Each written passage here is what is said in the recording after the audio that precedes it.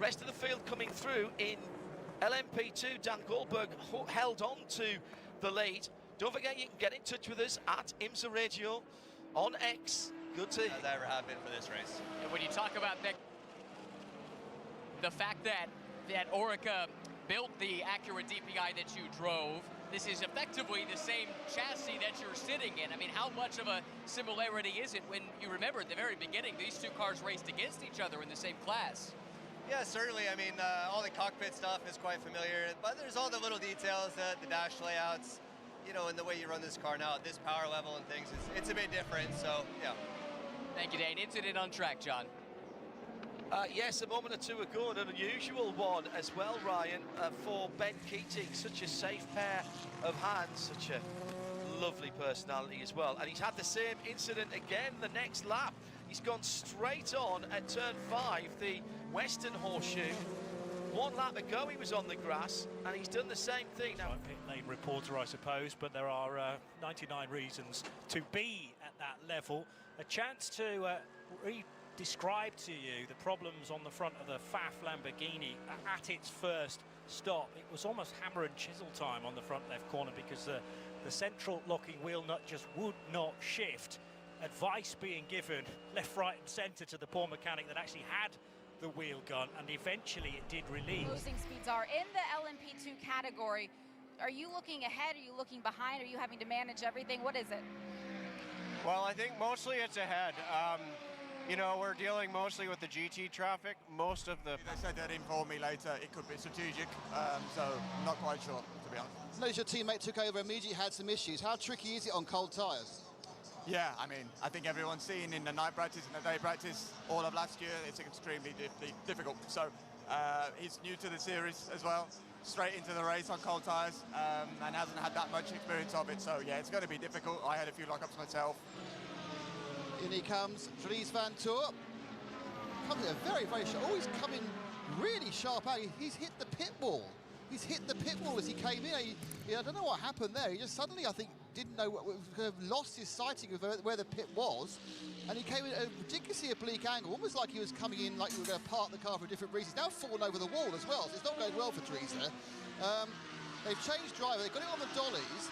I don't know whether they've lost any time, because I think they're able to keep the fuel hose attached all while this kind of chaos is going in. There's a big old scuff mark on that front left dive plane. He just came into the wall. He's also scraped off some of the M logo. There was nobody else in the pit lane. There was no real reason for that to happen. He wasn't avoiding anybody. This is blame to geese. Yeah, absolutely. I've been here for ages and not caused it to go yellow, so it's got to be you, John. Yeah. 2 hours, 8 minutes and 30 seconds, and we have the first requirement for the BMW. Well, now, is it the BMW safety car that we saw yesterday? You be the judge, but my goodness now, that is absolutely incredible. Meantime, in LMP2, with the era, it's on a grey and, oh no. The grey and highlighter yellow, I was just about to say, is a very distinctive car. No, nobody actually came into pit lane, but scanning the radios at the 25, Robin Franz, for example, he had just been called to come into pit lane when the yellow lights started flashing on the start-finish line. So a couple of the GTP cars certainly are due for a pit stop. This full course caution will help them out, but we're gonna see some action once the pit lane opens back up. Jamie Howe with the CrowdStrike pit lane report. Very, very close call for, I think, the era. Riding up on the curb for Franz as he came out of the turn 5 area. Oh, that's the 93 of Palou. Excuse me, of Alex Palou. So it looks like, yeah, it looks like there's just done a drive shaft. Just some sort of technical problem. Yeah, for the 93 Acura, just pretty sudden. Oval, and now Bamber.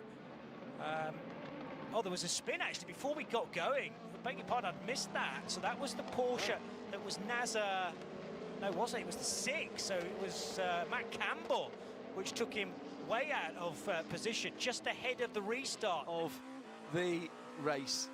Just through the traffic a moment or two ago. I think there was a touch there, you know, between the number 7, Felipe Nasser, Porsche, and Earl Bamber. He knows that car, of course. Go out and do better. It's interesting you mentioned tyre pressure, because we've seen some teams be called for running too low a tyre pressure, is it? Are you trying to get as low as possible, or is that actually not an advantage? Yeah, essentially, because you want to be kind of at a certain threshold, and usually that is the lowest you're allowed, given whatever camber setting you're running. And you know, in this, and then the part that's really tricky about this whole thing is, you know.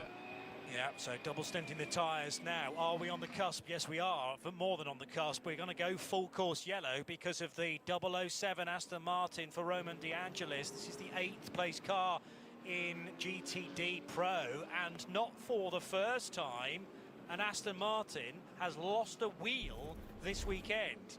That's a good point. And this is not an outlap. In fact, it's deep into the stint, isn't it? Let's just see how long Roman De Angelis has been in the stint for. 17 minutes. Yeah. So it's a good few laps for the 007. On both sides of it, how does that help you? I mean, at the end, it's a different view now, because before I was the one being lapped. Now I'm the one that I'm overtaking the GT. So for sure it's a different point of view, but I did last year WEC, so I've already quite experience with the car, and it's interesting in both ways. I mean, it's very nice if you're in GT or in a GTP car. Dries Vanthoor behind the wheel now. I know you need to get some rest before your next stint. Great job out there. We'll see you soon. Thank you, Jamie, for that CrowdStrike pit lane report, and thanks to Raffaele Mocciello for hanging by for that while we digested what is a pretty large accident coming out of turn 1 into turn 2. Looked to me, not 100% certain, but looked to me like Louis Delatraz spun on his own and then crashed into the barrier on the right-hand side. That unsided the 73 Pratt & Miller LMP2, and then it was kind of all arms and elbows from there. Looks like the 48 Paul Miller BMW maybe got away with it. In fact, no, there was contact. There was contact between the 93 Acura, Ryan. Would you agree on that? From the tails away shot we were just looking at, it's close. It's hard to tell. Le Mans chicane, Aitken out in front though, to the tune of 1.8 seconds.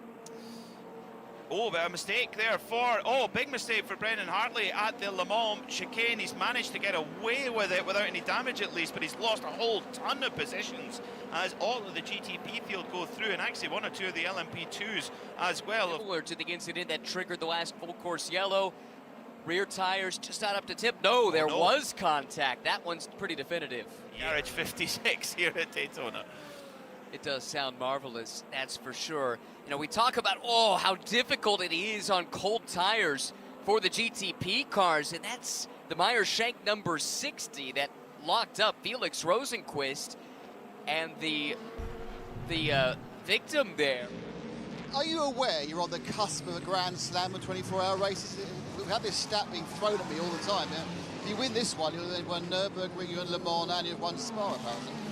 And this will be the 4th one. You have all of them. There's 2 of us in that position.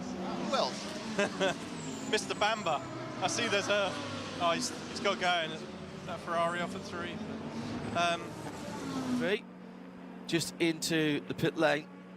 Exit now. That tricky exit tightens right up, and the wall is right on the right-hand side. And as I say that, right in front of the Triazi car, the Van der Steur Racing Aston Martin almost hitting the inside wall there, and they weren't even off the pit lane speed limiter, Johnny. That lap for the Corvette. That's what my timing and scoring screen is showing. That car dead stick at the moment. Has he been in the wall? I don't know. He's recycling the power, though. The lights coming on and off, and that car in a very dangerous spot. Now, a chance to look at the replay, and I think he got some help there. This is, I think, a Mercedes, correct? And that was the 69 Get Speed car, which was on an outlap as well. The green, I think I can see the green light in the car, which means that the hybrid part of it, there's a failure on that car. It was passing the number 64 Multimatic Ford Mustang. Great work by our replay team in Charlotte. The tape right as he came out of Speedway turn number 2, there was flames coming out the back of the car. Charlie, a very experienced driver, got off the racetrack. Now there's various places around the circuit where fire crews are stationed. They're marked by orange overlaps, and Charlie knew exactly where one of those was. And if you look carefully on Peacock or on the international feed, look in the distance, the Apes have found it right on the bottom side. Now that could have been much, much worse. Oh, side by side, the LMP2 battle lead also there. That's Sebastian Bourdais and Reed. Oh, the Aston spins. The heart of racing Aston at turn 6. I was just about to say it. Seb Bourdais and Ryan DL were right in there coming through that. Now, that's a dangerous place after the apex of turn 6. This has to be done very carefully, and it is the number 6. This was a elbows out manoeuvre by both drivers. The Acura in the second of the two cars very much laps down, got its nose ahead. Porsche scraping the ground. 54 gets back into the race a moment or two ago as the Mustang rejoins. We're at the, oh dear, that is Oscar. That was the AWA car. Spin for the crowd strike. LMP2 car, and this is down at turn 1. Oh, looking to stay away from the wall, but did hard on the brakes to make sure that that machine did not get all the way at the wall. That was Toby Sowry. His first 1 or 2 laps out of the pits, he was coming in.